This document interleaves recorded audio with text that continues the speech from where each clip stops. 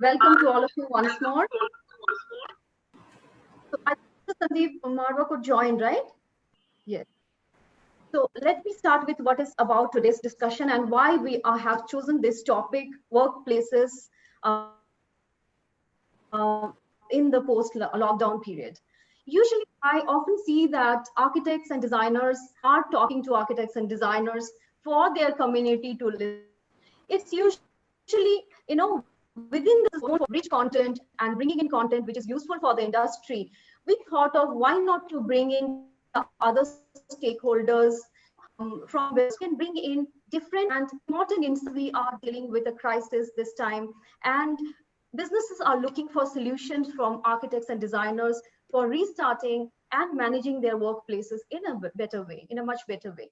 So what we feel is that the voice of architects should reach further beyond the community to the sectors which need them, to the clients, to the consumers who are in search of the design-less solution. The Services Reporter magazine has decided to act as a bridge between the communities and to bring in the perspectives from leaders of various sectors. Today we have leaders from the media and the pharmaceutical sector, as well as we have someone from ITC. It's one of the India's foremost private sector companies with diversified presence and needs no introduction. Mr. Sanjeev Marwah is there, and I requested him that, okay, why don't you come for 10-15 minutes and give some insights about ITC as well, because this is a kind of interaction that we're having between corporates and thought leaders in the architecture and design industry. So he's also there. I welcome Tateo, Nakajima, who is from Arup, and he will be sharing global perspectives about workplace design. So we have a very, very interesting, lineup of panelists today, and I am myself very much excited to lead this discussion and to come out with some interesting takeaways. And I must tell you, this is not the end of it. We are doing this because we are going to have this as a cover story of the upcoming Services Reporter magazine, which we want to be reaching to the corporates and to the design fraternity in a mass way. So this is the purpose of this discussion. And now coming to what is the current status of the world and why workplaces have all of a sudden become so important to be addressed in the new light. Globally, several thousands of companies and millions of workers have returned to their offices after the easing of lockdown in various places.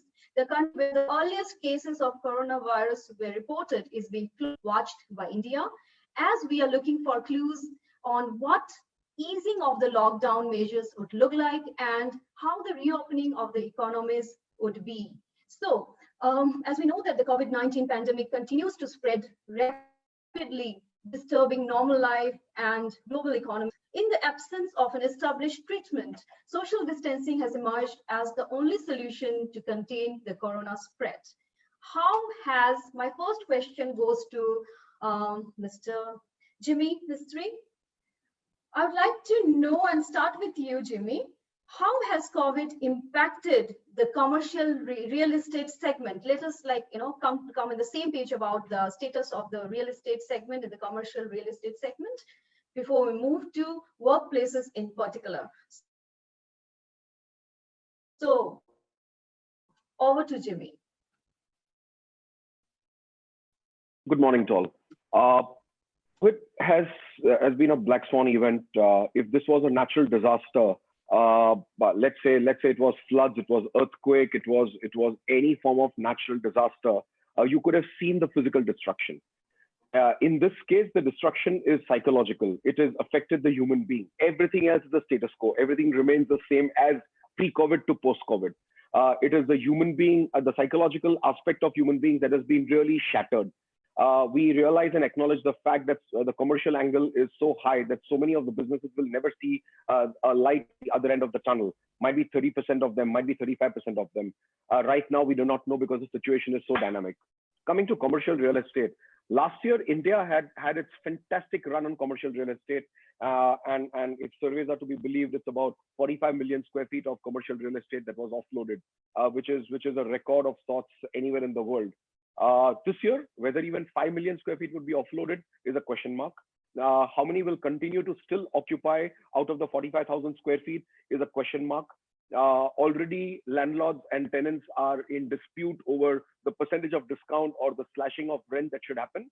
The industry, if industry pundits are to be believed, majority of them are looking at anything from a 30 to 40% cut down in the rentals, at least in the immediate term, and going on so on and so forth.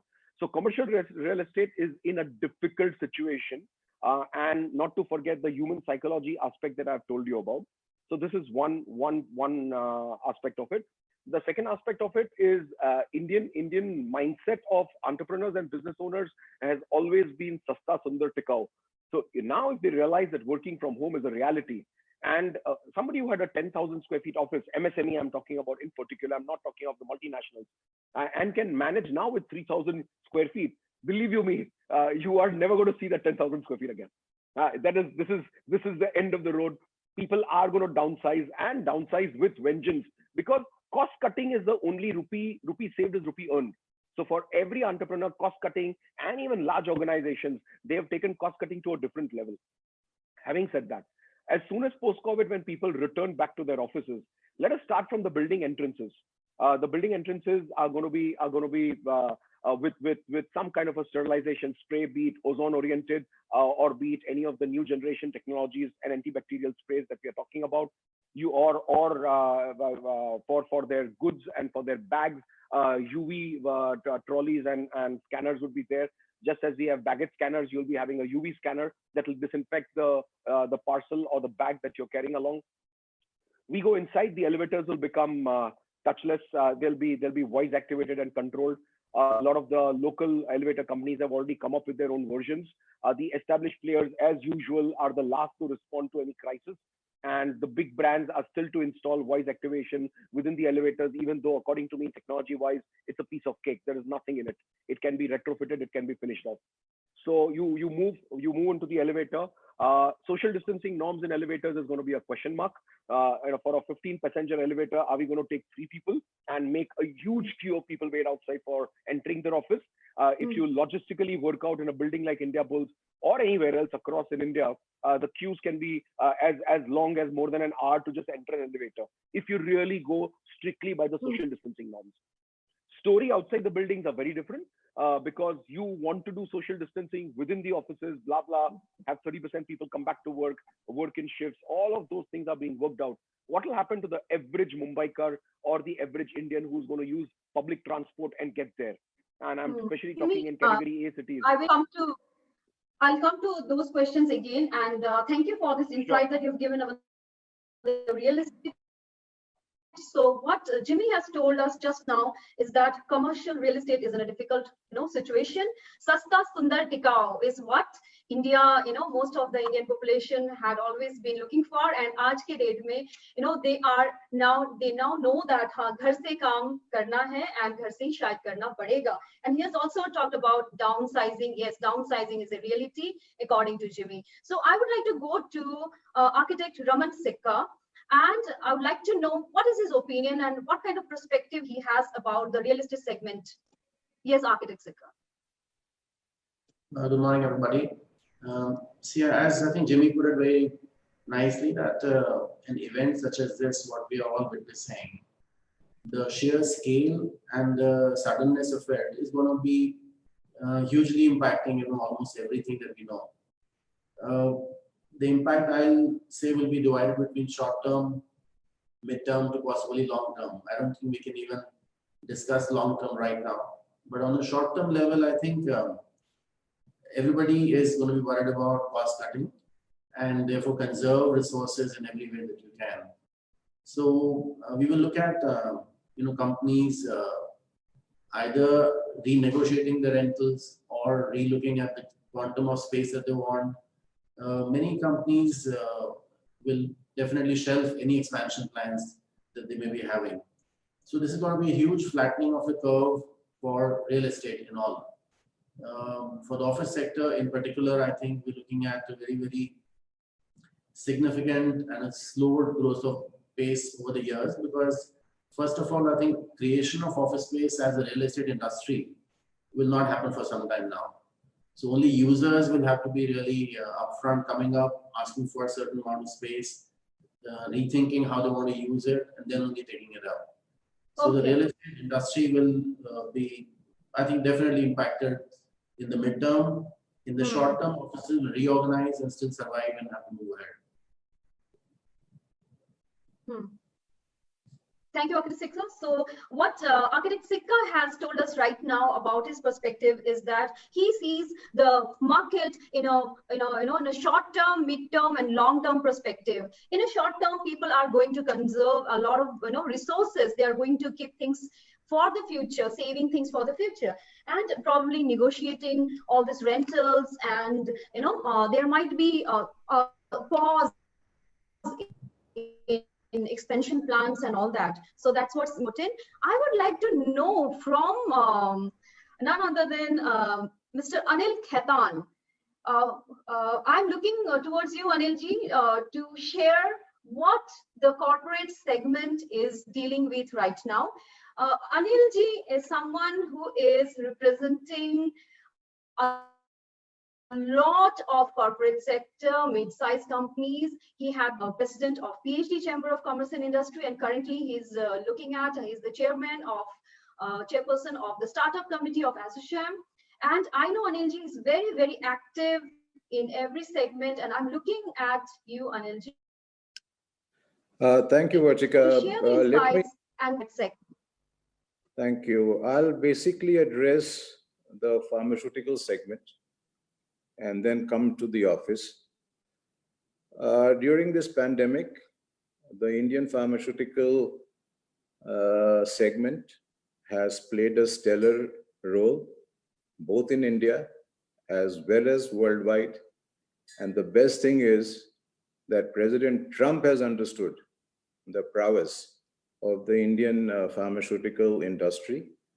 And there are 5 or 6 Indian companies, for example, Cadila and Glenmark, etc., which are working very hard to get the COVID vaccine out. And the pharmaceutical industry during the lockdown after 25th of March has been discharging its duties as per the requirements of these unprecedented times, despite facing ecosystem and other administrative challenges. The industry has been working at around 40 to 50% of its capacity, mainly due to the supply chain and logistic management issues. So I think this is indeed praiseworthy. And as situations get relaxed, the main issue for us is getting the employees back to work. I mean, it's quite amazing that it took Corona for we, the prosperous India, to recognize the value of the so-called migrant workmen. First of all, I don't understand why they are called migrant, because they are Indians. They could be called interstate workmen. Anyhow, coming basically to offices in Delhi or Gurgaon, or say my office, health and commuting, office and workplace will need to upgrade their systems and processes to convince and assure its employees of sanitization protocols, which have been established so as to give the team members confidence of returning back to the working environment. Further, commuting support will also need to be provided so that employees can come and go to workplaces with minimum hassles, since public transport will open up slowly, and that too in limited capacities. A mental and physical aspect of a human being. The lockdown has disrupted the routines of virtually everyone.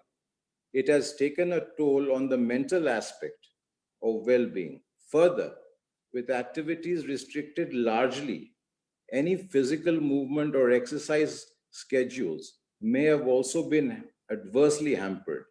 To get people back to work and also perform their work efficiently, it is important and imperative that they first be drawn out of the mental and physical inertia and brought back into normal routines. Now, this is not a generalized statement, but to the people who are affected. Coming to tremendous pressures to bounce back, while any issues related to infections at office can put companies on a back foot again. So work from home has really emerged as a new way of working during these times, including in my company. We had a good 2 months to discuss, analyze, and decide on which are the fixed costs which are going to go down. So we try to convert or we try to get a lot of beneficial items or beneficial strategies, if you like, for our company. And that has been quite useful. And we being in the pharmaceutical sector, one of our companies, so we also ran, by God's grace, at 100% capacity with 100% attendance, right since Prime Minister Modi announced this lockdown. And so indeed, work from home has really emerged as a new way of working during these times. Technology platforms enabling video-based interactions alongside ERPs have been used to a great extent. Architects, in my perception, are also utilizing their expertise to design and remodel buildings and spaces to ensure maximum output can be achieved despite keeping goals of social distancing in place. In my own office, we have adopted the guidelines released by the Ministry of Home Affairs in its entirety.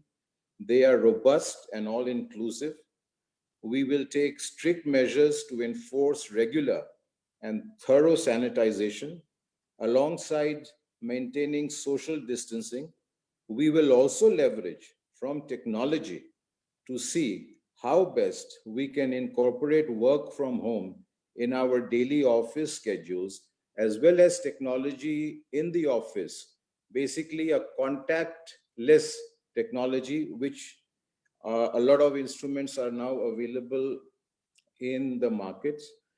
Considering scaling down of offices, office sizes, as my two colleagues said, that is the new norm post-corona. That is going to happen. That is a reality. And being from the corporate sector, we are also going to do the same thing. We are going to reduce the size of our office from X square feet carpet to X minus square feet carpet to save on rent, as well as to save on a lot of employees, which, who can basically work from home or whose services are not required by the company. And to conclude, Vertica, my message basically to all the respected architects and designers who are so creative, as someone from the pharma sector, would be that pharmaceutical industry has always been a very sanitized industry. Otherwise, we cannot run our factories with respect to hygiene and cleanliness. With India emerging now as a major supplier of generics to the Western world, there is bound to be spurt in pharmaceutical plants being set up, including the MSME sector, and the architects and the designers must give particular attention to our MSME sector, which is so crucial for our employment, for our GDP, and for the prosperity of the nations.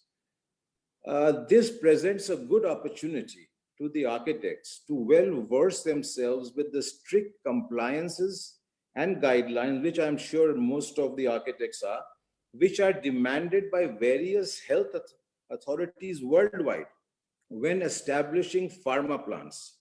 Having knowledge of lead, uniflows, air changes, change rooms, and sanitization requirements can only bolster the building architects, I mean, the budding architects, to align their expertise with the requirement of the industry. So this was my few pointers, Vertica, which I thought I would like to Very share. interesting. Very interesting Thank you. takeaways. I'll just sum up the things in short. Anil Khaitan has clearly said that offices need to upgrade, and he has stressed on the fact that yes, well-being is going to be the prime factor decision making for rest of the things. And he has stressed on two more things for architects, especially that okay, apart from taking care of the compliances and the design aspect and all that, kindly also take care of the fact that we are looked. Second, he has stressed on another very important thing about MSME, and which is kind of the lifeline of our economy, and how architects and designers should be ready, get themselves prepared for helping MSME sector, to partner with them to help them have better workplaces. So coming to now, I would like to go to Mr. Sanjeev Besbarua. Sanjeev, how are you? Oh, very well, thank you. I think I lost you there, Vertica. Sanjeev, yes, can you hear me, Sanjeev? Yeah, now it's okay. Okay. Sanjeev, first of all, thank you for joining me in such a short notice. So Sanjeev and me just talked and we just finalized that, okay, come on in. And definitely we could not include this photograph because it was very short notice. But yes, I wanted the perspective of getting how is ITC for the workplaces, how prepared is it, because of companies definitely look towards ITC for inspiration. So over to you, Sanjeev. Thank you very much, Vertica. And first of all, thank you for getting me into such an august gathering. I've never, I think, spoken to such distinguished people before, face to face. So thank you very much. Fundamentally, in ITC, we've had to look at three main categories of occupancies. One is, of course, the factories, the manufacturing locations. The second are our offices, and some of these office spaces are quite large. And third, of course, is our hospitality business, the hotels. And in all of them, the approach differs to a certain extent because our approach is essentially a risk-based approach. Because again, it is based on two assumptions. We, as far as designing a system goes, our basic assumption is that everyone is an asymptomatic carrier of the infection. So that is the founding principle of all our interventions. That is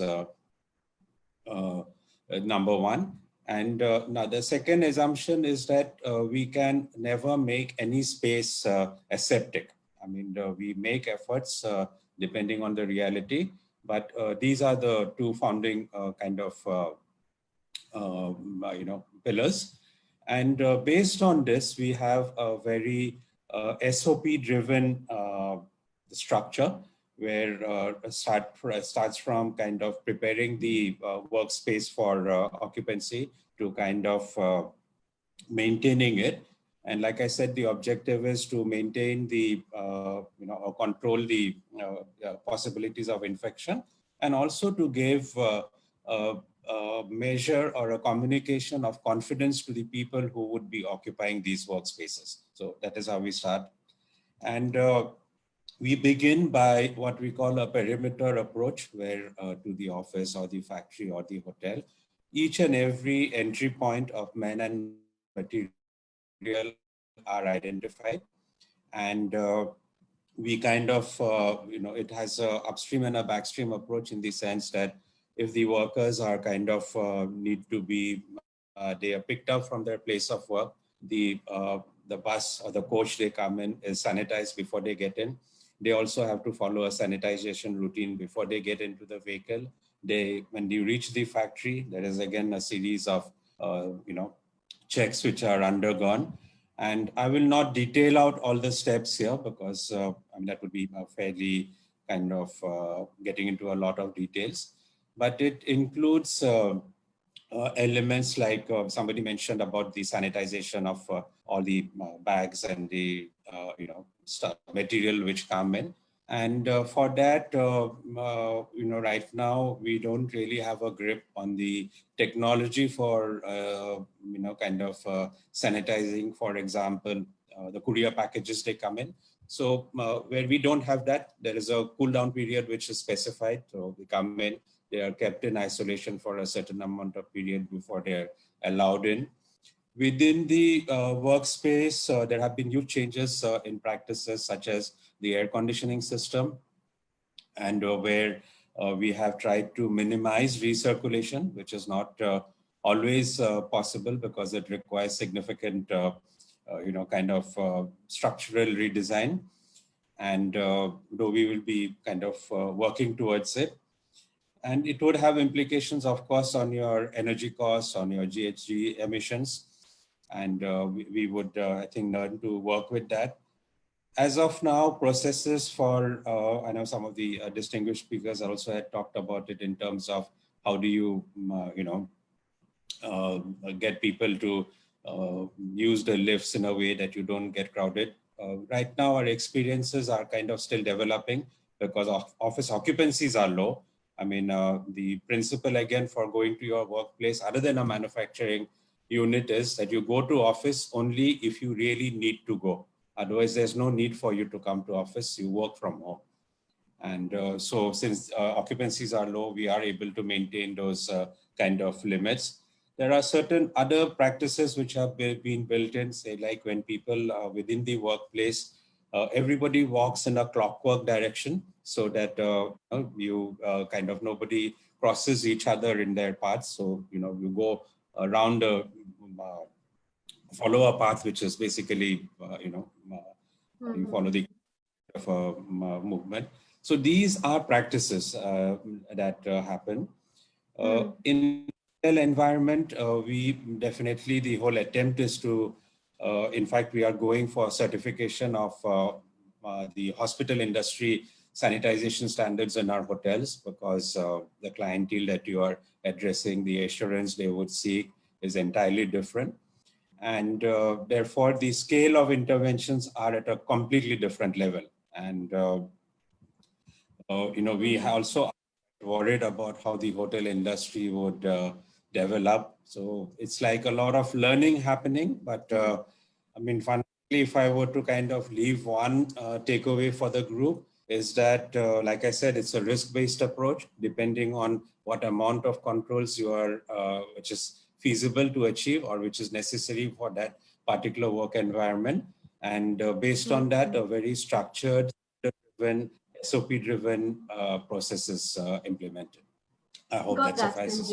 Yeah, it's wonderful, Sanjeev, and you have kind of summed up in a very good way. So the kind of the key points that I got from what Sanjeev has shared is that the scale of intervention depends upon the kind of the business, right? He has talked about what are the kind of SOPs, they are maintaining and going about with the compliances in the workplaces, the clockwise direction, not, crossing each other, the perimeter approach and downstream things and all that.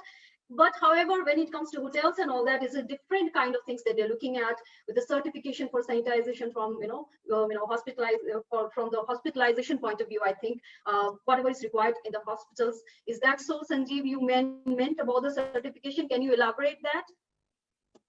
See, a hospital would, by necessity need to be aseptic. Okay, so and that aseptic standard is driven of.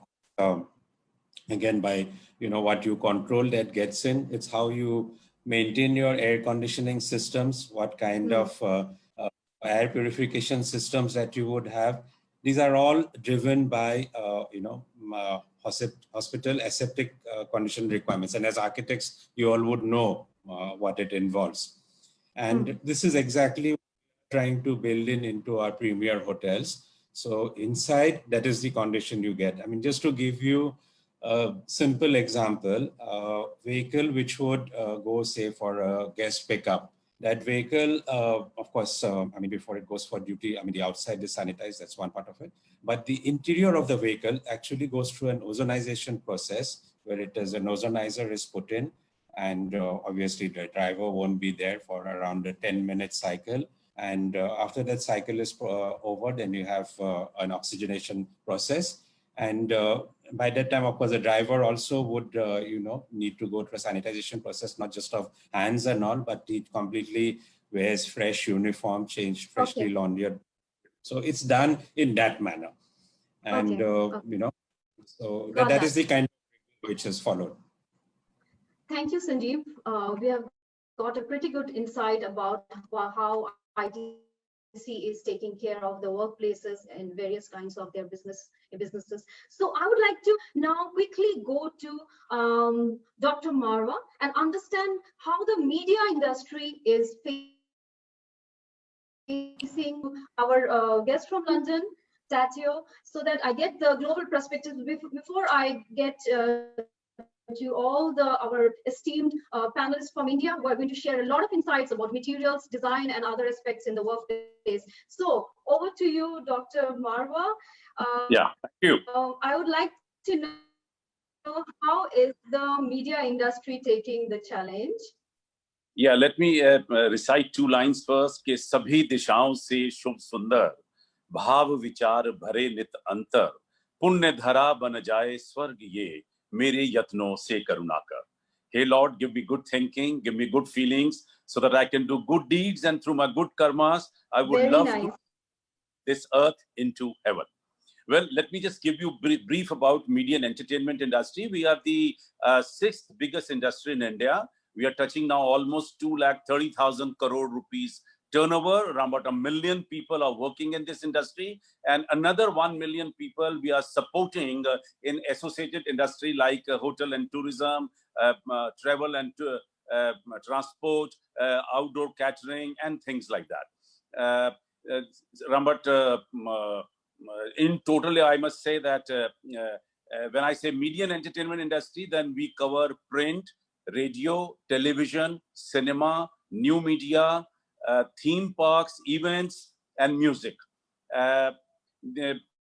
Like any other industry, media and entertainment industry is badly hurt.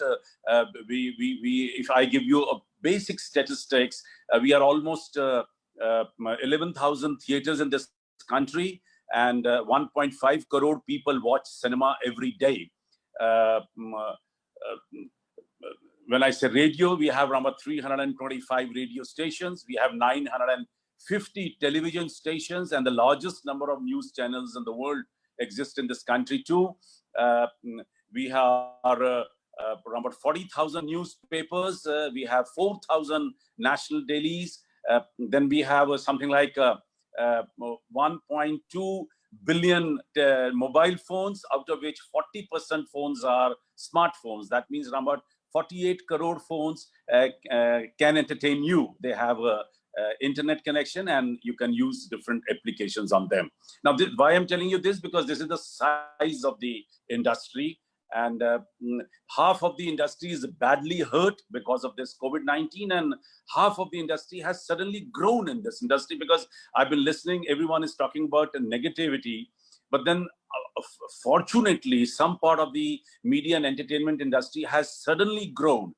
When I talk about cinema, yes, we are losing almost 150 crore rupees turnover every day. We have lost around 6,000 crore rupees when it comes to only cinema, filmmaking, because all theaters are closed down, auditoriums are closed down, there is no events which are taking place. The event section is badly hurt. No music recitals, no dance recitals, no entertainment programs outside. People are reluctant to be out of their home.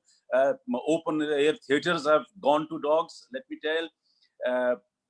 On this part, the theater part, the outdoor entertainment has been badly hurt. I'm coming down to a few more points later.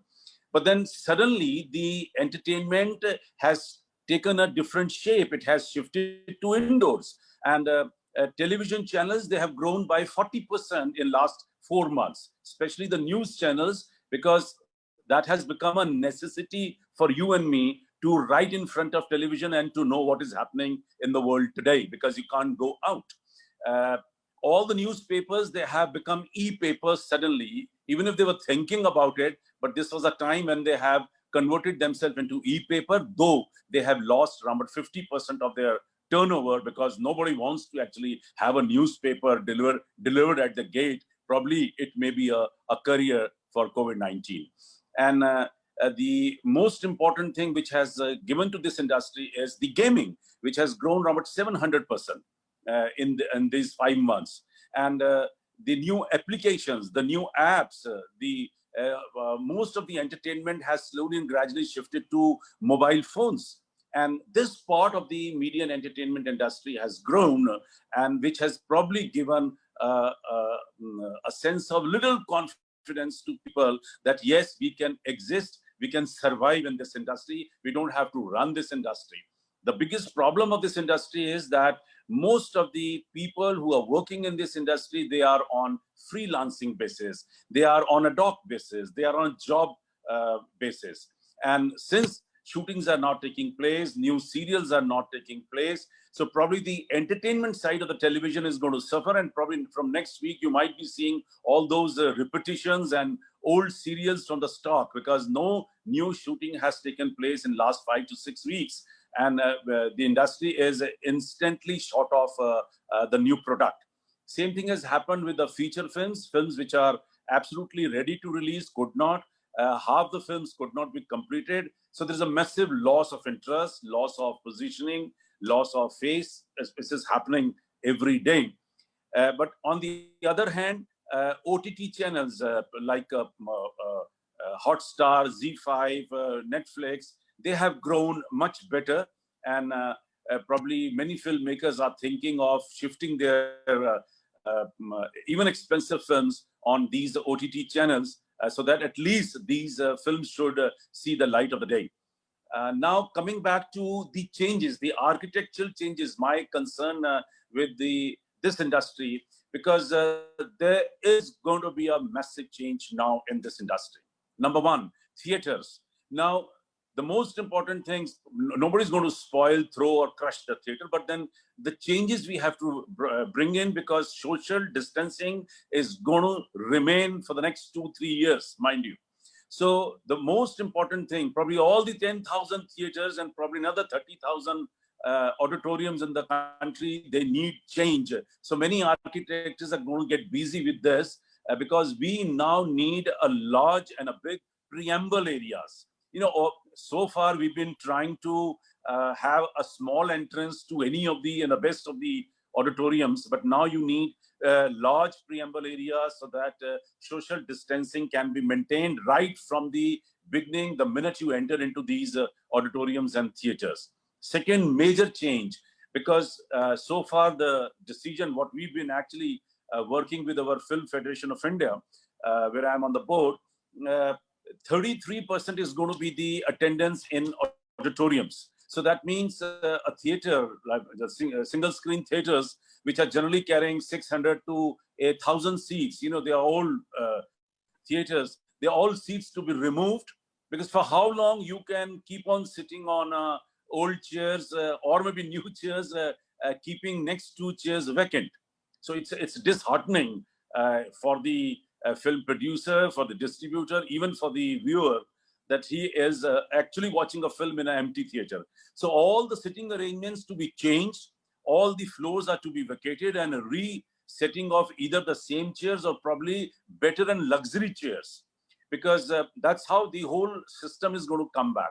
Even in multiplexes where you have a theater of 300 seats, you are only allowed now to actually sell only 100 tickets. So probably even those multiplexes also need the change, and a sitting capacity to be changed, and all system to be changed. Now coming down to events, probably outdoor events are going to be restricted. Theme parks are to be replanned, and even in theaters, the canteen setup, they have to be changed. they might be needing a different kind of a box, like the whole canteen table is to be divided into 5-6 different cabins, and you can only converse with the owner or the shopkeeper one-to-one basis. You don't have to stand in a queue now, because this is a kind of a thing we have to plan for our theaters and auditoriums. I mean, I'm also running a film school, and there are a few changes we have to bring in even in film school, because now things are coming when you can't have a class with a 60 or 100. I mean, gone are the days. You have to replan the whole education system. Cannot afford to have more than 25, 30 students in one class, though the size of the class still remain for 60, so that you can have comfortable sitting and people can leave ample space between two bodies. And another very important thing, which is the whole industry will be seeing, is the change in the air conditioning system. Now, this needs a whole new designing, because air conditioning has been considered as a career and of this disease. People would love to have a fresh air with the windows in the rooms. I don't know how you have to plan. There are new systems in air conditioning coming up, which says that we can control, but then they are not 100% secured. So the whole air conditioning system in all these theaters to be changed. A new concept is to be developed by brainies like you, and they will suggest these theaters that how we have to go ahead and replan our projects. Now, if you have more questions. Thank you. Yes. Thank you, Dr. Marwah. You have really, put it in a very comprehensive way, and I will get back to you with some more insights required from that industry. So what I get from what Dr. Marwah shared is that he started on a list for that, because we really need some positive talks like that. He said that yes, the media industry is suffering. That's true. But then we can see new light, new sunlight, new rays of hope. And he talked about how the a 40% rise in the news channels, and in the gaming 700 rise, and the rise of the OTT medium. So he doesn't know how the work HVAC systems and everything architects and designers are going to put in place, because that's a concern that maybe he has, and because in the theaters and auditoriums and all that plays a very important role. And he's also talked about a very important thing, that he said that maybe more than luxury chairs, or maybe more than luxury seatings, arrangements, furniture, and things might be required because it's not going to be the same again. Because where 600 to 6,000 people could have college, and the entrances which were meant to be small, so that people can come one by one, and so some things like that will need change. So there are lots of areas to discuss, but then we have some limitation of time. So not wasting a further minute, I would like to go to Tateo, and because he has got experiences in auditorium designing as well, and he himself, he's a musician, and he's taking care of a lot of architectural projects for Arup. So I welcome him again, and I would like to know, first of all, that you start with the global perspectives. What's the situation globally? Arup, if you know, it's a global leader in engineering and design, and it has more change and have people done in your organization. If you can give a little bit of insight, and then also touch upon this fact that Dr. Marwah has just started, the touching upon the solutions for auditoriums, if you can. Good morning, everyone. Greetings also from my colleagues in Arab India. We've been since 2008, with offices in Mumbai and Hyderabad. I think you asked me to start with the global perspective, and I think that's part of our strength, that we can bring a global perspective to our local communities, and we work very hard at that. I think everybody's in the same boat, no?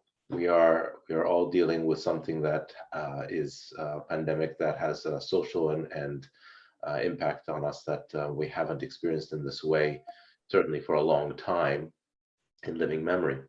And Arup works in two major ways. We advise our clients on how to work with the built environment, and we work on a very deep technical basis to support architects, engineers, and as architects, in fact, and engineers in shaping and designing the built environment.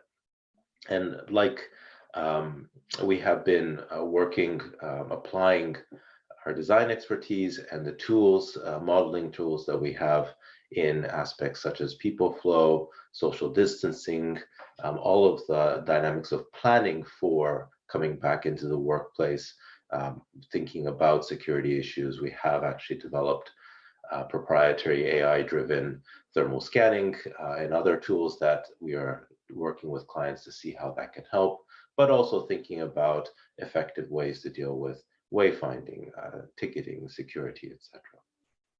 We're also, of course, as Sandeep suggested, thinking about the air handling systems.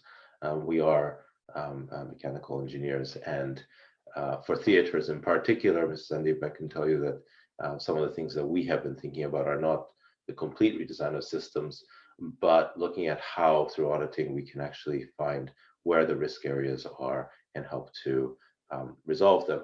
Certainly in theaters, most often there should be a percentage of natural air, fresh air, as opposed to recycled air, and playing with those recycling versus fresh air balances can make a big difference in what's happening. We're also able, through our technical expertise, to look at operational risk and advise our clients on how to set up operational structures. And this, of course, relates to how we use the built environment, thinking about the fact that as employers, we have a duty of care to our staff. Depending on the location, we are able to make use of publicly available testing data to help employers set up systems for custom forecasts in local areas to decide which days or when, which offices they should actually have a specific response to what's happening, and thinking about the dynamics of commuting. And in an experiential sense, as we come into one of the areas that I work on very, very specifically, we think about experience and how we can now use soundscaping and other technologies, as well as our knowledge of neuroscience and the way we perceive our spaces, to influence how we design our working environments across all industries.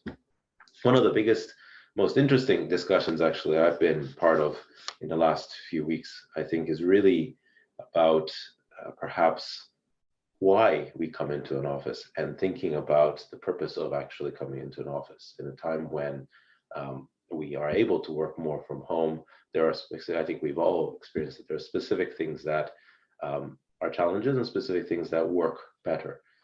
In fact, home life balance, for example, might actually be a little bit better. In some cases, might be actually a little bit worse. These are personal things of context, but there are certainly very interesting things to think about in terms of how we design offices in the future, or even how we count capacity, necessary capacity, if we consider that offices are at home as well as in a shared space in the future. Does that mean because we have a duty of care that we have to take care of our home environments for our staff, or the technology in different ways? Certainly, we see many of my clients thinking about the office space per se as not the primary workspace, but a collaboration space. Things that you can't do at home, you do in a place where you can physically meet and collaborate with people. And again, as architects and engineers, that changes the nature of our mission of how to design these spaces. And I think that all of these things are very contextually driven.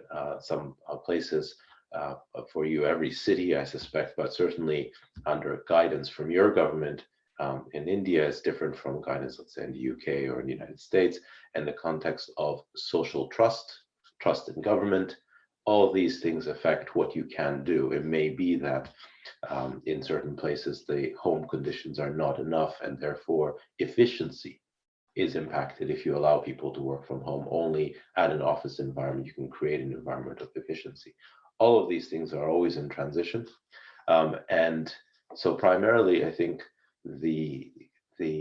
our focus has been on helping our clients, applying tools that we have developed, advising them, bringing global knowledge to local situations, and helping them think through the future of each specific industry.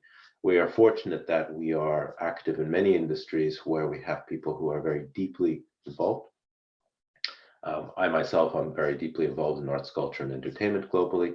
And there are fundamental questions, as Mr. Sandeep said, about how we gather, why we gather. Do we trust the institution to take care of us, to take care of the environment? Do we trust that they've done everything they can?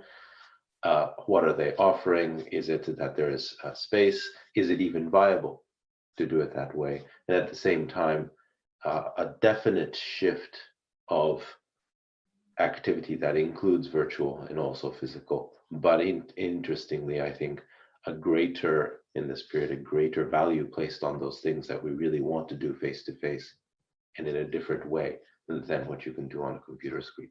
So a very interesting time, I think, for the industry. Thank you. So a very important question, what Tateo has just shared, is that Arup, or the discussions that he has recently come across is a very important question. Like, why should in mind, it was kind of a normal thing for us, but nowadays there's a question: why does one need to go to office?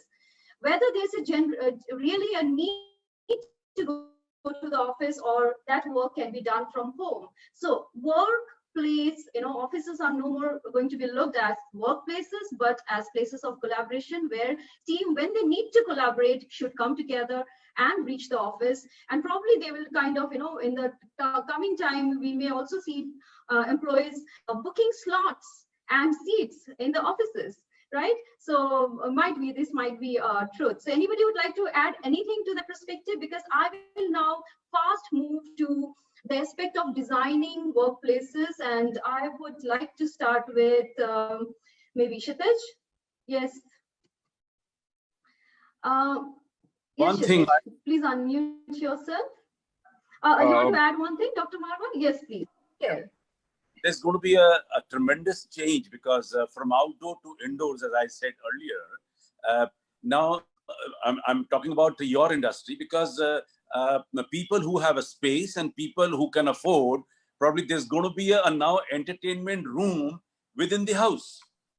People, they may have, but then they would love to have. You cannot live without entertainment, that's for sure. And people would love to have a theater room in home. They want to have a music room. They want to convert one of these probably bedrooms into a entertainment den or something. I think this is going to be another very big business which is going to emerge because of media and entertainment industry. The shift from outdoor to indoors. Thank you for that sharing of the perspective. So I'm going directly to Kshitij.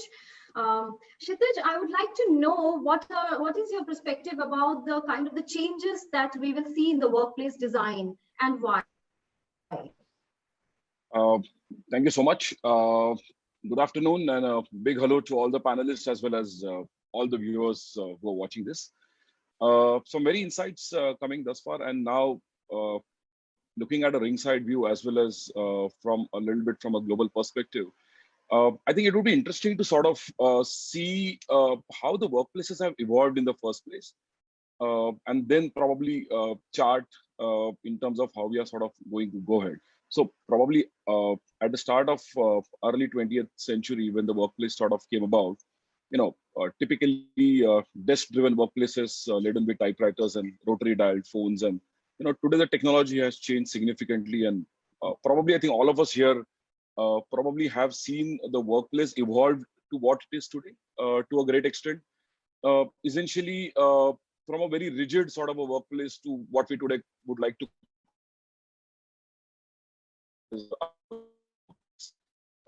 paper converted to largely paperless, very boring monochromatic offices to very eclectic sort of design language, from people working in silos to getting into an extremely collaborative sort of a nature. This is a sort of a workplace that we sort of all of us know what it is today. But again, right now, because of the COVID situation, we are at a very interesting sort of a cusp. And I would like to see this whole COVID as a sort of a portal in a very metaphorical sort of a way. We don't know what lies behind the doors. And we do not know whether the conventional wisdom as we know today is going to be sort of going to be important in, or what percentage of it sort of can be basically carried into the future. So essentially what we really don't know in certain terms as to what the future holds in it for us. So basically, I think I can quote a very interesting saying by Alan Kay, who basically was a legendary and a visionary internet pioneer. That the best way to predict the future is to sort of invent it, and we architects are pretty much optimistic by nature, and we would like to see, or we would like to say that technically everything that is not right around us is typically an opportunity for us to improve. So with that logic, the whole world is wide open in terms of the extent that this can be taken to. Yes, there are many questions that need to be asked, especially considering the future, what we can be summarized as probably as extremely vulnerable or uncertain, complex and ambiguous, what is typically called as VUCA in a jargon sort of used by techie people. That the prospect of exciting times and innovations is something which is going to be far more amazing. If you look back in the past, we will now. Thank you, Kshitij. We will now go to Shresht and try to understand what are the kind of changes that are happening in the workplaces. And I will request all of you to be a little crisp and a point. And so over to Shresht. Hi, hello everyone. Good afternoon. Very interesting views from all the panelists till now. As far as workplaces go, basically what I think is going to happen now is your main reception for an office premises is now going to become something more like a holding area or a barrier. It'll be a virus barrier for the entire office premises, because as Jimmy mentioned, that you have to have sanitization right in the building lobbies. If possible, you should have some kind of a sanitization facility or availability in your reception itself. A very important point that Mr. Khaitan said is that you have to have changing rooms, because how pharmaceutical companies work, in fact, we do a lot of work for the jewelry industry, where there are about 600-700 workers going in and out. And they have these bays, security bays, from which they enter and they're screened, and they have changing rooms to change into the working attire. So I'm not saying it's going to be that drastic, but there has to be some kind of facility for the employees of an office to change into somewhere which is suitable for them to get into the office. This concept of now that we all see a lot of these open offices is going to go back way in time. It's going to go back to more enclosed and more cubicle kind of workstations. One thing I would like to add is that within an office, we are not trying to create social distancing.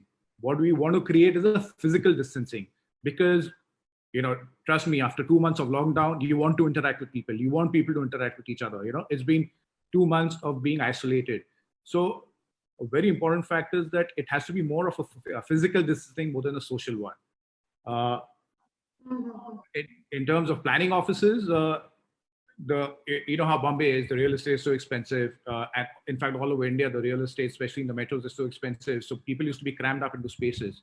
So the calculations for architects per person per square foot is definitely going to be increased to a very generous proportion. At the same time, there are already companies, we're getting mailers each day from these companies who are installing all these, manufacturing these partitions and panels, which actually give you that protective feel while you're working. At the same time, the materials they're using are like acrylic and plexiglass and things like that, which actually give you that transparency still, in spite of being more modular and more cubicular than earlier, it still gives you that feel of openness. Another option that we were also thinking of was that doing away with tables which are square or rectangular in shape. You can use a circular form. What happens with the circular form is, of course, space permitting, you can actually design the diameter to create that physical distancing between the people working, and especially in cluster areas like areas like cafeterias, like conference rooms, meeting rooms.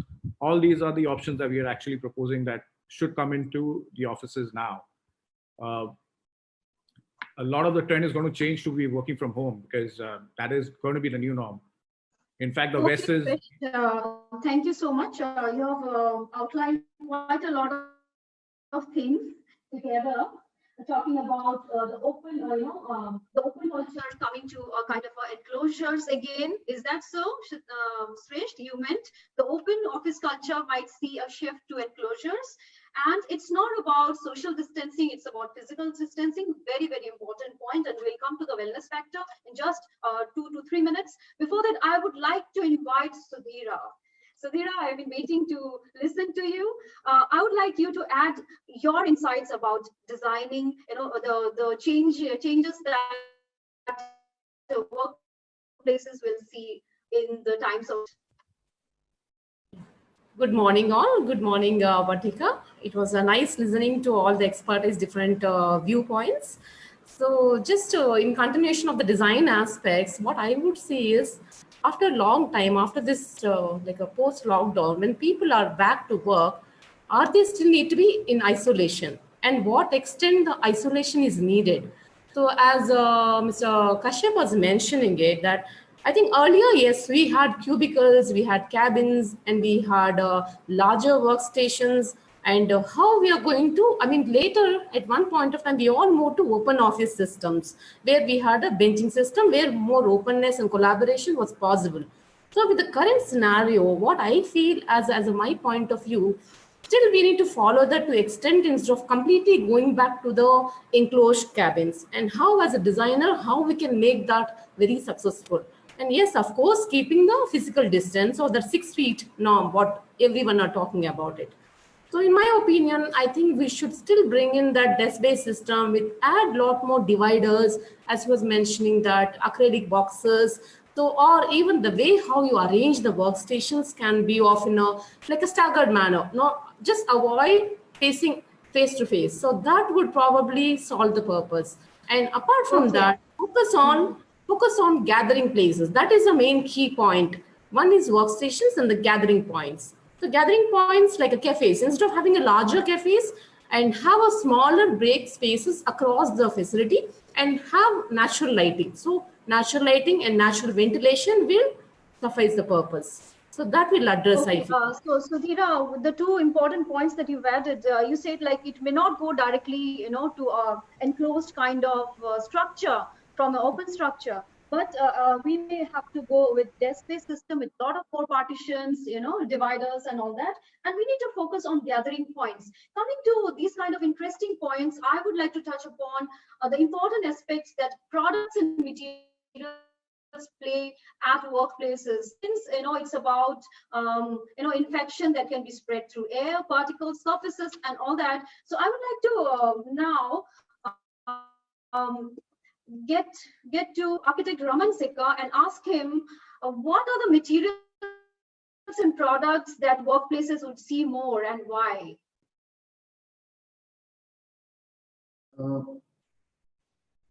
See, I think inherently, all the businesses that we are all differently doing are essentially solving different problems. That's the inherent nature of any business, to find a problem and to solve it. And I think COVID has thrown up a whole lot of problems to all of us and the construction industry and all the vendors also. I think the opportunity is also huge in terms of what we can do to solve this. Instead of getting just bogged down, we should look at, I think, a whole new generation of solutions. So if you look back in the last decade, we had the first range of green products. Sustainability was a very big catchword and trend, and a whole lot of green solutions came up. Then you had a whole lot of smart solutions, very technology-driven aspects to, making the functioning, making the working within offices more suitable, more integrated. I think today we need a third new generation of solutions. Maybe safe is the word. So you have sustainable, you have smart, and you have safe. If we can bring in a whole new generation of solutions without giving up the advantages already with us in the earlier two rounds, that is, I think, the focus of the way ahead, the time ahead. And I think I've been seeing a lot of questions from vendors on the chat. So I think that is something which you have to think, which you have to clearly convince and clearly work on.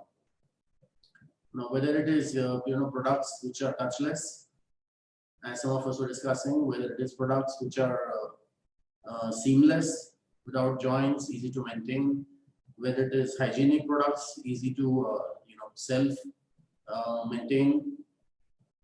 All these kind of products, technologies will keep evolving. But I think it's a whole new. Thank you so much. It's a wonderful insight. Just one more thing I'll add, as Mr. Sandeep very rightly said, that home entertainment is a whole new area which will come up. And I would say that why only entertainment? Home offices is a totally unexplored sector. Why is, see, nobody has a clear established work setup at home right now. While commercial office spaces may come down, but home offices and the setup required to work inside homes is something which is also a huge opportunity. Thanks. Another very, very interesting add-on by architect Sikka. So I'll just sum up this one. What he shared is very interesting. He talked about 3 generations of how products have been evolved and it's coming to us in, for use. Like we saw a lot of sustainability green solution, it's still on, definitely. Then we saw a lot of automations, smart solution, it's still on, definitely. Now is the time for materials and products which are safe. So can we have a combination of safe and with the automation on, with the technology on, and with something which is green? A combination of 3 generations, something that architect Sikka has really brought in, which is really, really valuable for this discussion to proceed further. And at the same time, he said that, okay, why are we not looking at home office solutions as a very, very big opportunity? Yes, definitely. Taking this forward, I want to go to Jimmy Mistry. Jimmy, would you please add on your perspective on products and materials and also touch upon the technology factor and how we are going to see our technology and products combined together in the workplaces in the times of COVID? If you typically look at retrofitting an office right now, access control systems will be replaced from thumb scanners to face recognition, and that's almost a given. It's happening as we speak. Auto door openers will be more frequently used. We get into the offices, new age materials, rather than changing the materials and going in for it, you get antimicrobial new generation sprays across that a lot of companies are working with. The efficacy of the spray is a debatable issue right now since test results are not available. However, companies like Aegis are coming up with a solution which is an antimicrobial shield. They are talking about 45 days, the efficacy of the spray to be good enough for 45 days to even 120 days. This is one way of looking at it. So the whole office is going to be now not a breeding ground for the virus or the virus to sustain. Even if the virus gets into the office, it gets destroyed with sprays like these. However, when we talk of social distancing norms within the office, we also need to understand our public transportation systems, our elevators, our group housing policies do not allow for people for social distancing. So we may do everything in the office, but the person coming to the office is going to be infected because in a local train, he's not going to be able to get that 6 feet distance that we are talking about, come what may. The one other way of looking at it on this whole issue of new age materials is to only go in for solutions that are going to be long drawn, considering the fact that people are going to be infected, cases are going to happen. So barricading and dividing offices into zones is one option that can really work out, where departmental people work out of zones. Just putting up full height plexiglass partitions for every workstation is not going to be possible from the point of view of air circulation and air conditioning. Hence, it would be very mandatory to work departmentally. Accounts, finance, HR gets into its own hub and spoke approach and need not be in the same office. They can even operate from remote spokes. Hence, the whole organization is not contaminated. just in case if there's a contamination and the whole organization doesn't get contaminated. This is one very serious area where people are working on. Yes, I agree with architect Sikka. Home offices need to be given a lot of consideration, and new age materials at home as well. Small office, home office, Soho concepts came into being somewhere in 95, 96. But since then they've been dormant. Now this is a stage where people are suddenly, it's like a tsunami. Everybody's thinking of a home office and working and operating out of home. Technologies and security systems need to be upgraded for every organization, because the focus of IT security was predominantly within the office. Now it moves across to giving remote security access across to every employee.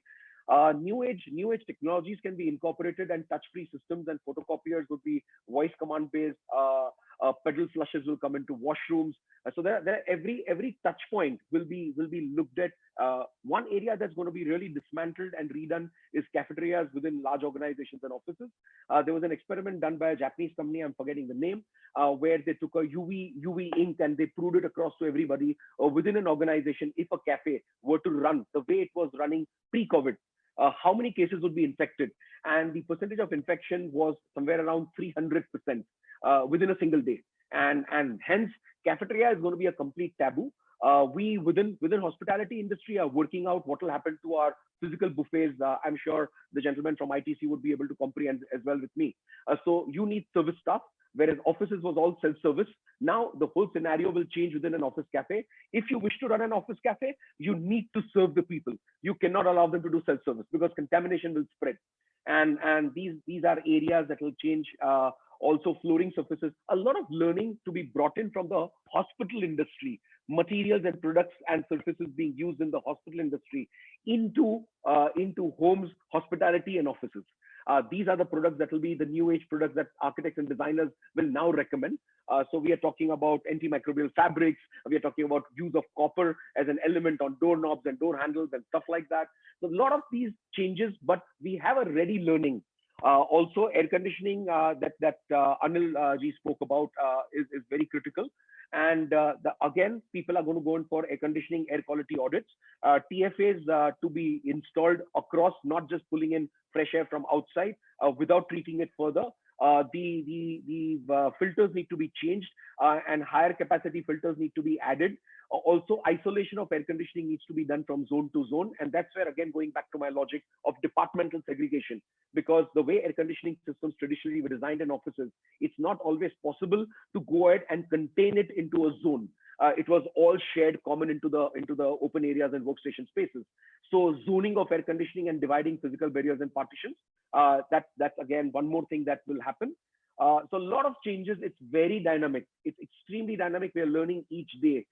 And sanitization, gases like ozone will play a very important role. Another area of concern for designers is to understand UV lighting. UV light is used as a weapon against microbes and bacteria, but every blue light is not a UV light. And the way China is thronging our Indian market with UV lights, as if every blue light is going to be a sterilization light. It's not happening. You need the right power supply, the right frequencies in UV for them to be effective enough against bacteria and microbes and viruses. Okay, thank you, Jimmy. That was quite a lot of things. So Jimmy has talked about how every touch point office will need some kind of change and intervention of technology. And he also talked about the antimicrobial surfaces, though it's a debatable something that, okay, how much it is effective in the sense. And he's talked about zoning, segregation of departments. He talked about a lot of things coming in, but we need to be cautious. We need to see what's really working and what's not. So taking this thing further, I would like to get insights on the same topic. Whoever would like to share topic, insights, and tell me and share the perspectives in a very crisp way. So Della, Tateo, Kshitij, Srisht, just raise your hand. Okay, Kshitij, please. So I think so essentially, as everybody is saying, we are basically looking at it in a manner that we don't know the exact things of it. So very important and interesting point raised by Tateo there as to, we need to really reassess what do we mean by the need to go to an office, which is going to be a very important question. Interestingly, we had done a survey long back, almost about 15 years ago in 2005, when we had actually came up with a coffee table book as a result of that survey and asked people question, why do you need an office? When you can work from airport lounges, you can work from your home, you have all the tools and the technology areas which are available to you. So what very interesting finding came out from that survey was essentially people need to go to an office to one because they are proud of the brand that they represent and office facility that's very important. Of a platform, have a fantastic office, which give them sort of a edge in their peer group. Second is essentially the sharing of the information, a seamless sharing of the information, because a robust infrastructure that office offers, the home offices may or may not be able to sort of offer. Look at the internet bandwidths, look at all the issues that you probably have in terms of going seamlessly about it. Second is all the resources, those are at your disposal in an office, which are sort of coming together. And third, the most important idea is essentially brainstorming of the ideas. So this is something why people will definitely need an office. Additionally, although the solution is going to be there, some part of it, it cannot be a one-size-fits-all. So people need to really reassess their workplace needs, their work profile-based approach, percentage of people who can work from home, physical cooperation, and so on and so forth. So you have added really good points. Yes, I think Tateo wants to add something, and then I'll move to Sudhira. Yes, Tateo, please. Yes, very quickly, I just wanted to add that I think we work very closely with the concept of. Sorry. Just very quickly, I wanted to consider that we work very closely with our inclusive and accessibility consultants within our teams. And the concept that we are not all responsive to the same environment is something that I think comes into this. If we want our office spaces to be productive, we have to think not about space efficiency, but actually productivity. And once you think about productivity, especially in terms of creative work, collaboration, that will require different types of environments, a variety of environments, because we have neurological responses to color, texture, sound, light, not only daylight, but actually circadian lighting, all of these aspects that can be curated as different types of environments, not only with furniture, but with architecture, to evoke and instill a sense of why you're there. I thought it was very interesting, the thought about pride, about brand. We have ourselves gone through a number of office changes over the last year in different offices around the world, and a really well thought out, collaborative, social office space can be highly effective for productivity as well as that sense of pride. And then you know why you're there. And there are places where you can hide and do quiet work, but there is also the whole point of the human interaction generating creativity. And I think to speak to one final point, to speak to Jimmy Mistry's point earlier, I think if you, generally speaking, of course, there's pressure on real estate values from the point of view of space. But globally, I think there is an evolution then towards quality of space and quality of environment. And overall, what I find is that actually we use space differently. So while there will be some industries that will reduce inevitably as a cost-cutting measure, actually, if the brand issue is indeed already a major issue, then that space will be used differently. And I'm not convinced that the office of the future will be necessarily smaller, because some of these spaces actually take more space, especially if you want to create privacy without creating enclosures. Wonderful sharing and a very different perspective from Tateo. What he said is he's not convinced with the fact that offices might get smaller. If the way that Kshitij has added very important points, that people come to office because of 4 important reasons: pride connected with the brand. Then it's about coming together for collaboration, brainstorming.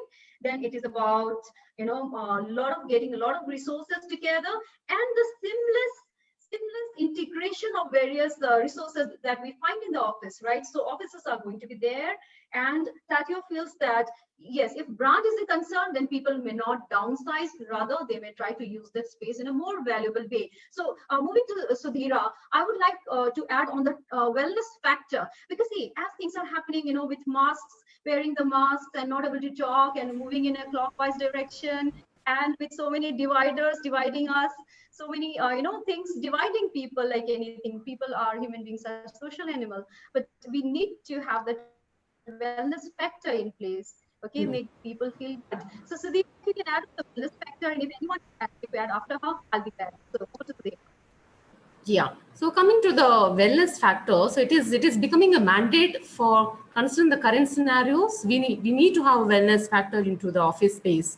So how to bring in that wellness factor, though it is there already, people are using, how to make it much more intense. So now a lot of products are available. Like one of the factor is that sit stand desk, where you can even go to the extent of control panel, where it will automatically control that there is a certain time can be set and people can still be in those times and they can still follow the movement.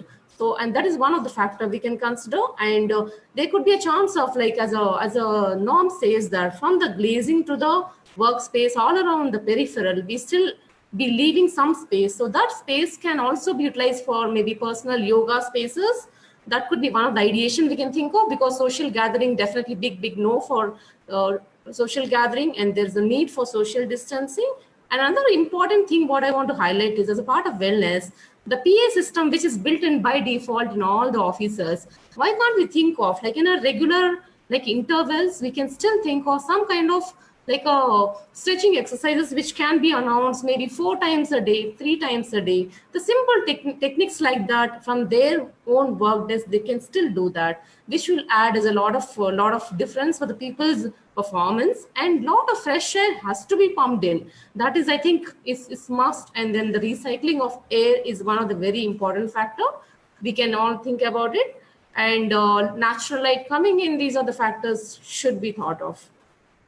Thank you, Sudhira. Anyone else would like to add to the wellness factor?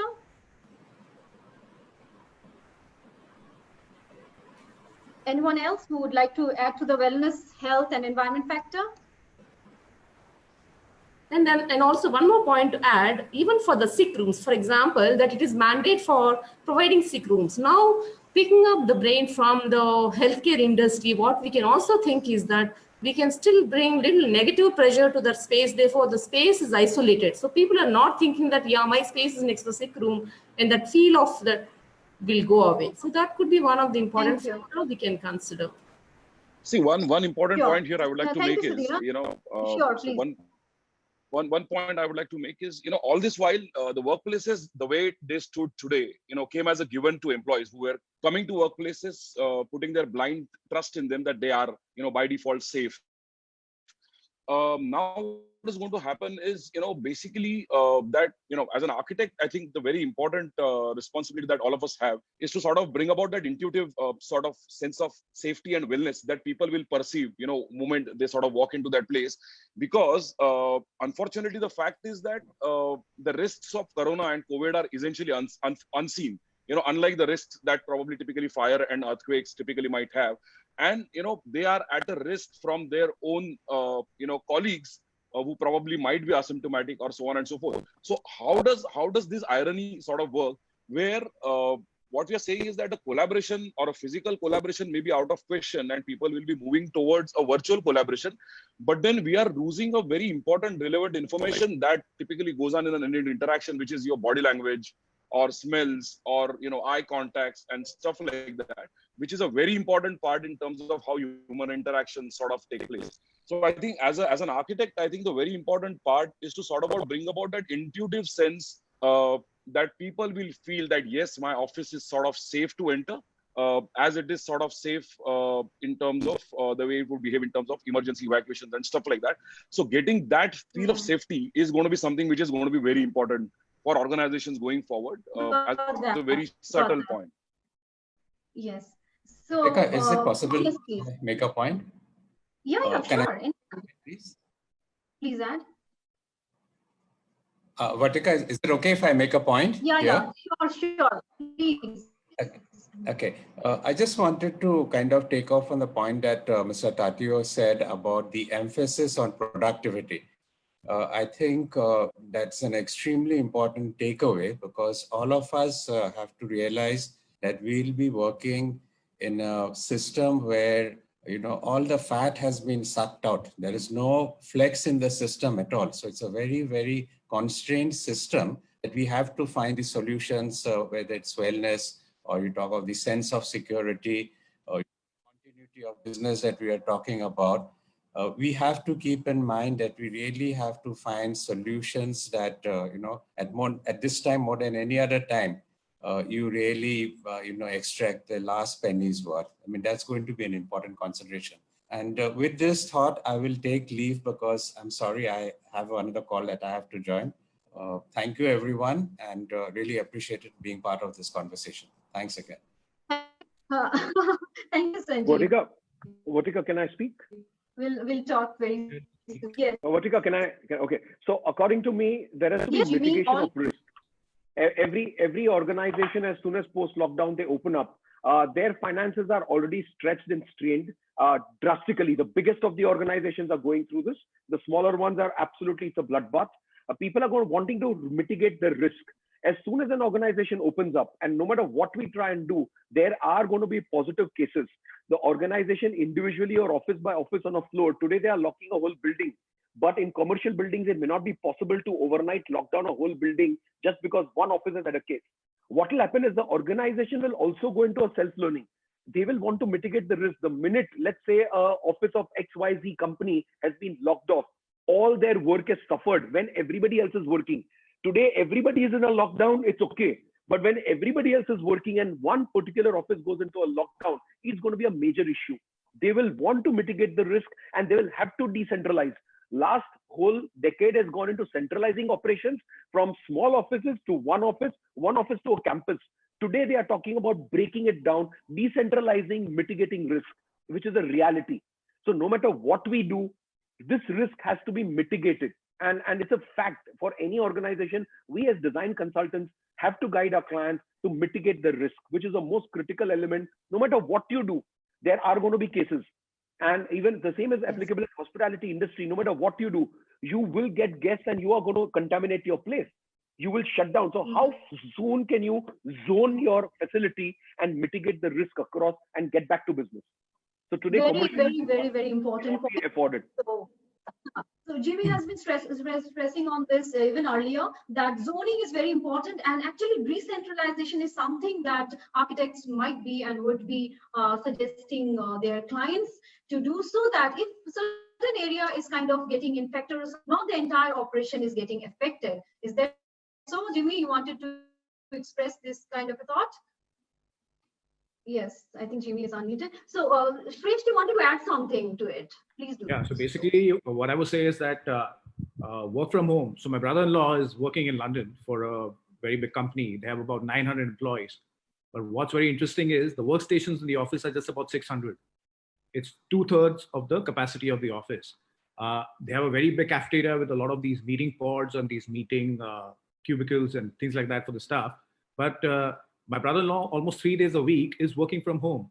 So they are working on a very systemized procedure of segregation of staff, segregation of time. You are talking about the pre-COVID time? Or this is a pre-COVID time. Yeah, this is a pre-COVID time. So that's very interesting. So a lot of the West is already doing that. Okay. But what I think in India, work from home is going to be very difficult because there are a lot of joint families. There is place constraints in places like Bombay and Delhi and Bangalore. Space is an issue. So what a lot of companies are doing is what Jimmy said, is a lot of companies are coming up with the ideas of making satellite offices close to where a lot of the people are working, a locality where a lot of employees come from, they're making satellite offices in those areas. So work from home eventually may be the way for India, but as of now, it looks slightly more, as Kshitij said, the infra within a home is not so great. So satellite offices seem to be a much more acceptable kind of a solution. Okay, but that's your point. One more thing I would like to add. Everyone is talking about a pre-COVID and a post-COVID.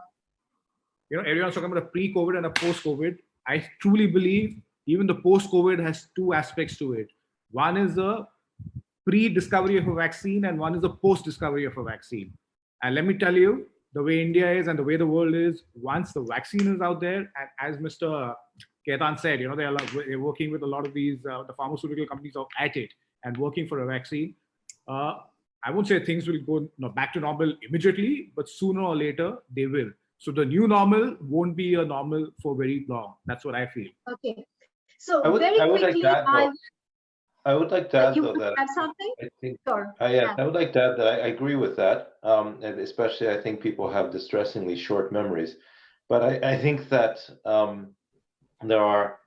it is a wake-up call in some ways for the resilience and sustainability of our lifestyles and operations. And on a degree, it has to do with taking stock as a building industry, I think, as to which direction things are going. So I agree with you that the immediate responses are very specific to the characteristics of this pandemic as well as the local conditions that are imposed. But actually, as we read, there will be other events. Calling this a black swan event is possibly not very helpful, because actually, in some ways, the global risk for something like this has been growing, and most people haven't been listening, but the warnings have been there. There are other such ones that could be natural disasters, etc. And as we look at across societies how we are resilient and able to respond effectively to this, I think within that we have to think what characteristics does a built environment need to have so that we can respond. Moving. Thank you, Tateo, for adding on this point according to the situation, and we still don't know a lot of it. We still don't know, and there might be a lot more store, and it would be, the responses would be more as per the local environment, as per the local situation out there. So I would like to end this discussion with one or two specific questions which are for all. Anyone can respond. So do you want to add any point? Can you be crisp and please add your point? Yes, Sudhir. So yeah, point to highlight here, I would just repeat that what I would like to highlight was that adopting the healthcare design philosophy is a need of the hour, I feel, because by default, the lot of sterilization, everything has been taken care in the hospitality, the hospital industry. So that can be adopted to the current workplace design philosophy. I feel that should be the way forward. So every surface is scrubbable and maintainable in terms of material when you're using. Instead of carpet, replace with vinyls. So more of antimicrobial surfaces can be used. So that is the way forward, is what I feel.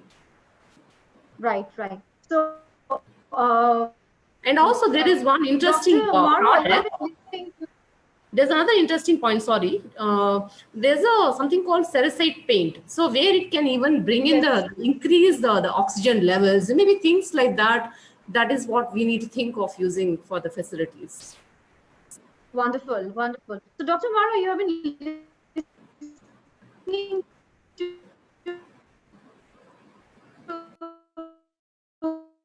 I couldn't get you. All. Oh my. Yeah. So sorry, you're not clear at all, huh? Like you have been listening to this discussion. Yeah, I think the architects. Voice. Am I audible to? There's a lot of disturbance. Okay. Yes. Am I audible? Better.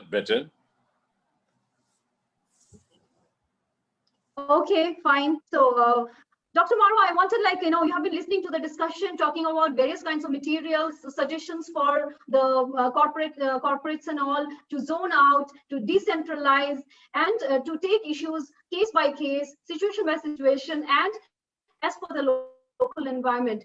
Is there anything you would like to add? Like, how has been the discussion for you? Like, have you got any new insights?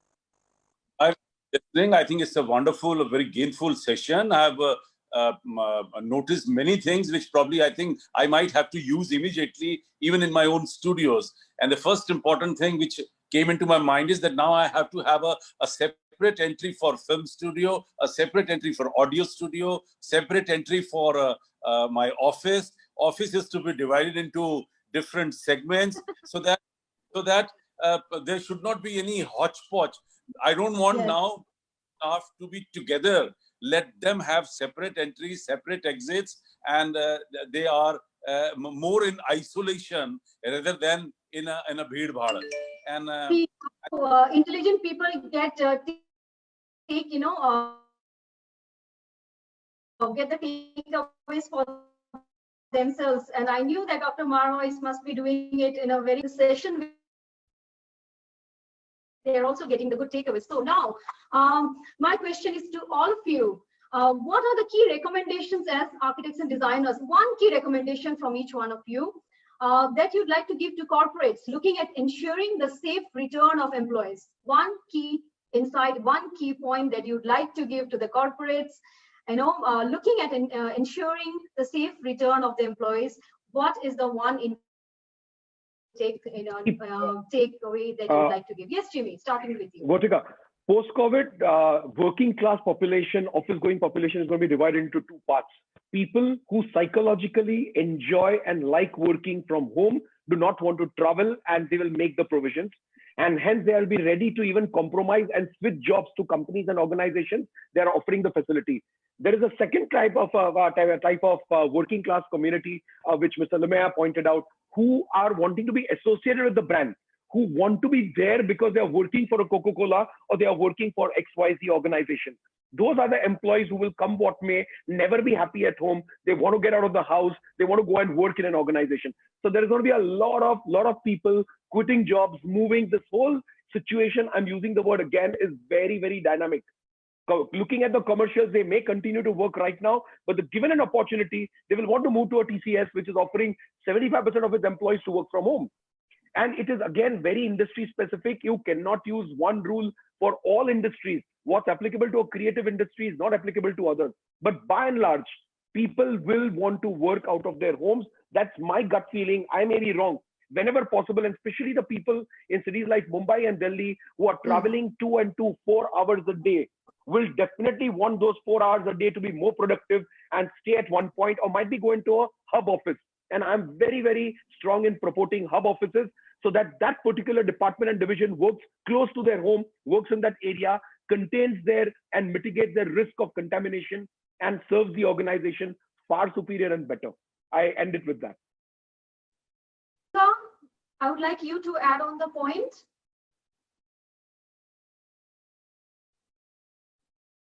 Yes, please. Architect Sikka, I would like you to add on the point, what is the key recommendation that you'd like to give to corporates? Well, Vertica, I think it's very difficult to sum up the COVID situation in one line. Yeah. I'll try to instead. I think on a local level, I think every business has to understand, and I'm sure focus, that the sustainability of business depends on sustainability of staff's health. So it's simple enough, and I think that's all, whether small or large companies, all of us have to reinforce that. And on a larger scale, I think in terms of as a society or as architects, I think we are very visibly seeing that global problems have a very deep and local reach and impact. So global problems are not just somebody else's problems, whether it is sustainability, whether it is global warming, whatever it be, ultimately it will have a deep and local impact. Okay, thank you so much. And moving to Kshitij.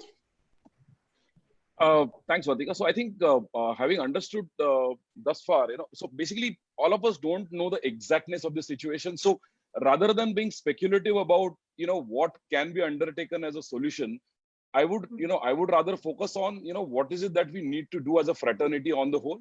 So basically, all of us need to look at workplaces in a new light. When one sees things in a new light, then the approach to creation, changes. So we as a fraternity need to make an effort to reinvent ourselves, to be leaders in thoughts, to create the unborn, to challenge the constraints, and most importantly, we need to unlearn so that we can learn again as to how to deal with this. So that is how I would like to summarize this whole discussion. Unmute. It seems like Sudhira is not able to hear me.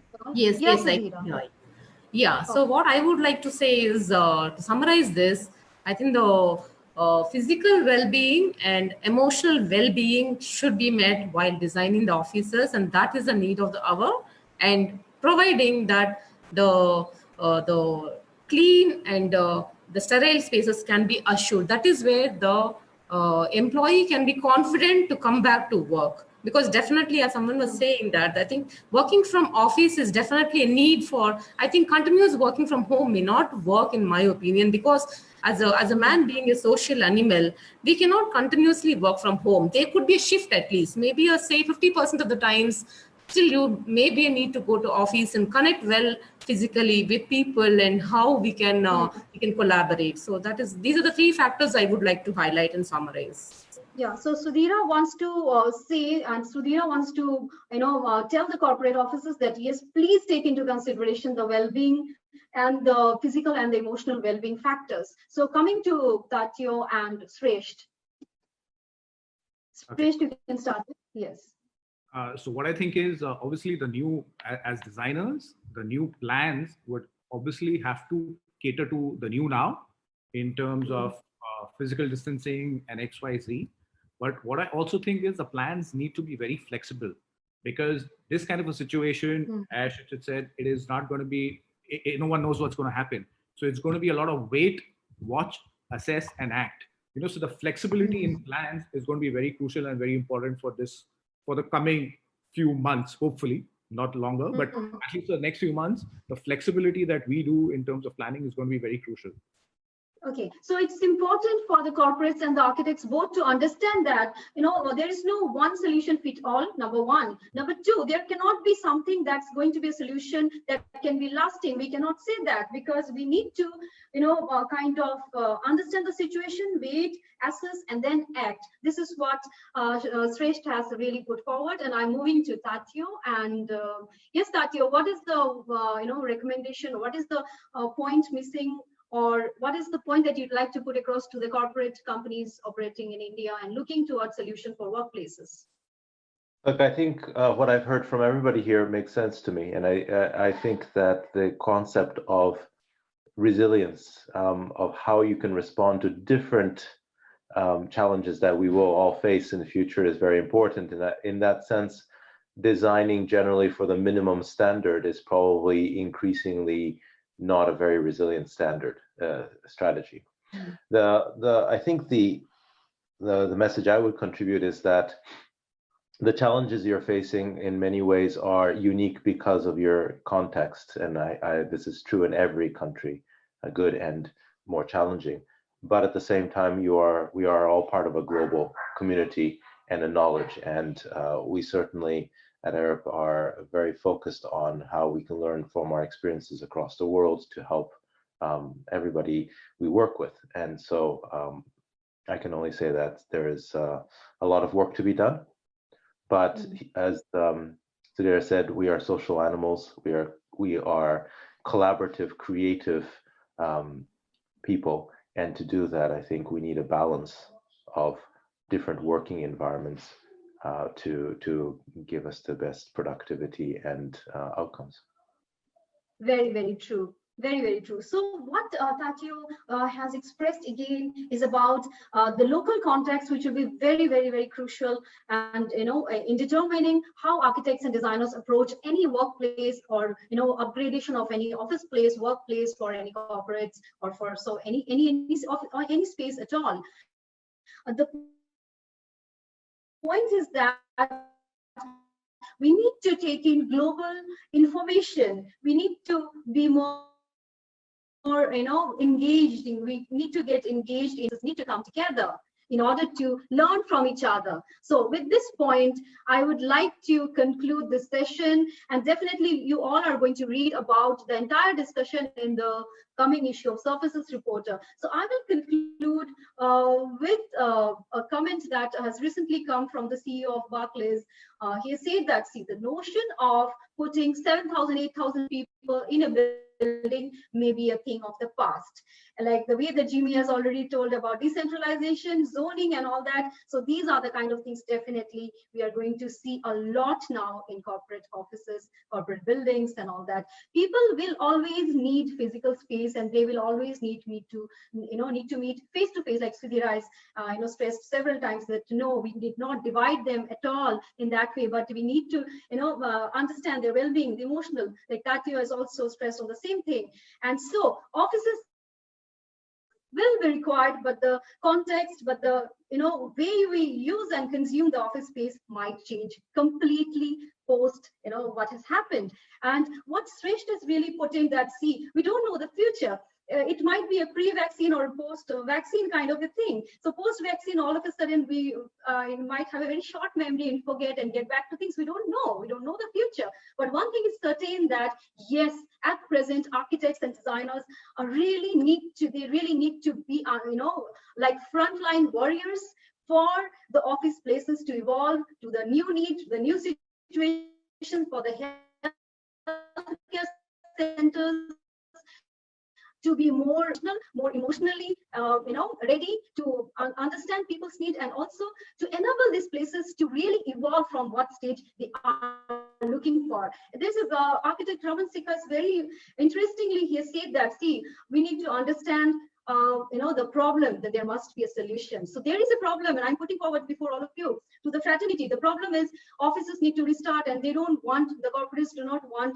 them to be, again, going back to the back foot and getting back, okay, this particular building has got infected, so what will happen now, what next and what next? So they are looking for solutions from architects and designers, not alone, but with integrated solutions, from that knowledge that can be derived together from the technology front, from the automation, from green, from a lot of healthcare materials that we have been using, from the designs that have been using for healthcare, might be seeing a lot of rise in the spaces that we use for homes and for corporate offices. So I would like to conclude now by saying that see, regarding commercial real estate, yes, there has been a lot of talk about things going, bad and pretty bad situation. However, I have gone through a report from Sevils recently, which highlighted that the post-COVID-19 scenario might give a fresh start to this sector, and with greater intensity and vigor. So that's a positive thing. I thought that I should share with you. Architectural changes in office buildings, such as better ventilation, social distancing, touchless automated controls, maintenance-free products, antimicrobial surfaces, wellness through right use of material and design will be in demand as offices are restarting and looking for solutions to ensure employees come back with a lot of confidence, as well as helping the businesses to run without hassles. Though there might be some kind of breaks in between, and both corporates and architects might have to understand and go together with that. There will be renewed focus on co-working, probably because the discussions that went on give me a feeling that consumers will increasingly seek flexible working models. Businesses need to infuse energy, attention, and engage experts in architecture, technology, sanitation for better workplace design. This is my message to the corporate offices and owners and people taking care of workplace designs. As worries over hygiene will continue to be top concerns as employees return to the workplace, architects and designers as a fraternity should lead the front line, as frontline warriors to help spaces evolve as per client condition, local conditions, local context, and all that. You will be able to read this discussion in details in the coming issues of Business Reporter. With this, I say thank you once more, and I hope you enjoyed this fast-paced, very, very interactive session. And any last words, any last sentences that you'd like to share about Business Reporter or about to the industry, to the budding architects, it's open to you. Thank you. All are unmuted, so please feel free. We are, Thank you all. Thank you for the session. Thank you. Thank you, Jimmy. Thank you so much. Thank you. Madhu, where are you? It's time for you to come back. Everyone, thanks a lot. Yes, Dr. Marwah. Dr. Marwah, it was such a pleasure having you. Thank you very much. It was wonderful to listen to all of you. I learned a lot, and I've made some wonderful friends. Thank you. You have to make the entire media industry to upgrade. Neat. Yes, yes, you have to. Yes. So, bye-bye. Thank you. Thank you all. Bye. Thank you so much. Thank you so much, and stay safe and take care, everybody. Hope that we return to normalcy real time soon. Yeah, let's be positive about it. It's going to be all good. We are going to have a vaccine soon. Cheers. Tateo, bye. Take care. Thank you. Bye, Thank Sunil. you. Bye, Take care. Sikka. Bye. Bye.